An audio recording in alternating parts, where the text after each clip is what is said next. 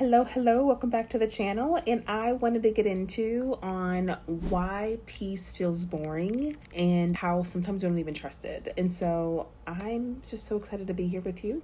I'm a licensed therapist, an authentic relationship expert, and today we're going to go into just talking about why peace can feel boring, especially when you've spent years surviving chaos, drama, or toxic love, because I know this can feel like a lot. So I want to normalize this feeling because I felt it too when going from toxic to healthy relationships, because I know firsthand that we've only known survival a lot of the times, and calm can feel suspicious, empty even, like something must be wrong.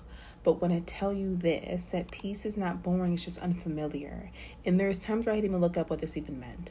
And so today we're going to be unpacking why and how to trust is just a softer version of your life again, because I want this for you, especially in these authentic relationship spaces. So let's get into it.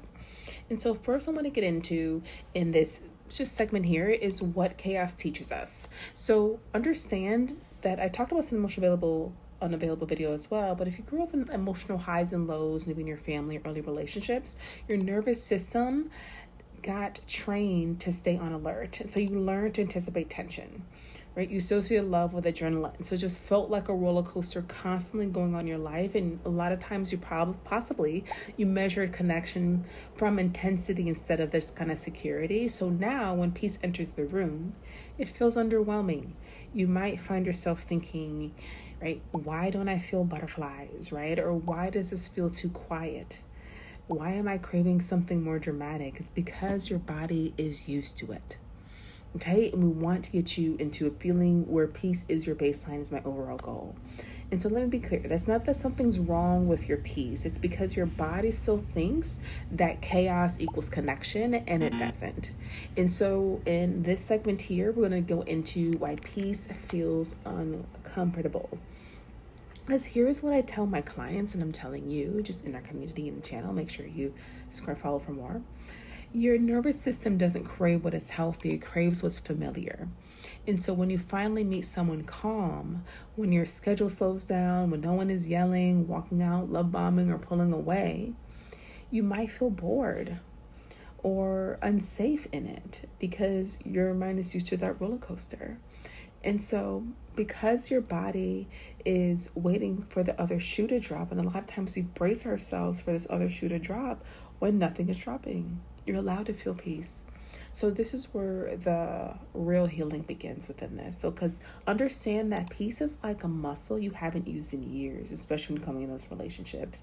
It feels really shaky at first, but that doesn't mean it's wrong and you're not bored or just detoxing from what hurt you. And that takes time. And so I wanted to just in this segment talk about my personal peace wake up, right? Because I've been through this. This is why I talked to you about this as well.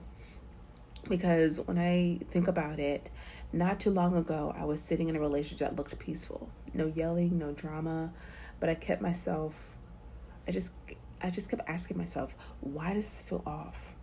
Turns out I wasn't bored. I was finally sitting in stillness long enough to hear myself. And so what I heard was, you're not anxious.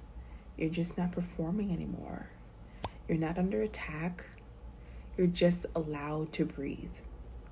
And so for the first time, I wasn't chasing someone's validation. I wasn't trying to fix, to explain, to earn. And it's a beautiful feeling, but it was also new and different, which I tell a lot of my individuals I work with. This is just new and different. I was allowing myself just to be. And I had to learn how to trust that being was enough, right? Not everybody wants something from you, trying to get anything from you. But I think it's learning how to trust when that discernment of what is and what isn't. And so boredom versus emotional safety, let's allow us to tap into that. Because I want to clear this up. There's a difference between being bored and being safe. Bored is like the understimulated, disconnected, unfulfilled, where safe is more calm, grounded, and emotionally steady. So to know the difference, I want you to ask yourself, do I feel like I have to walk on eggshells, right?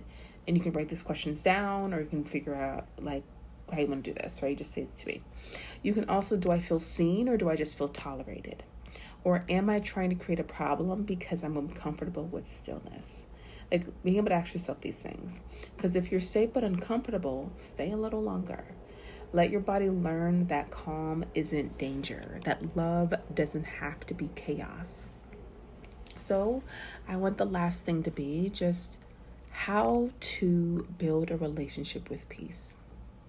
So how do you actually start trusting peace? Which has been a question time and time again when it comes to building those authentic relationships. That's with yourself and other people. So here are 3 powerful shifts. I want you to first start naming the safety. Say it out loud, right? This feels calm. I'm not being judged. I'm not being manipulated. I'm safe. Like really naming what that is, because that's really going to be able to help you and just showing up for you. Also, let your body hear the truth because it's still learning how to believe it. So understand this is very new for the body as well. Number 2, I want you to find joy in the stillness. That could look like sitting in silence without grabbing your phone. It could look like noticing the sound of your breath, being in someone's presence without needing to talk the whole time. Like those are all things that you can be able to do. Because number 3, I want you to be able to choose slowness on purpose. Every time you choose a slower route, the one that doesn't lead with urgency, you're teaching yourself that peace is safe to stay.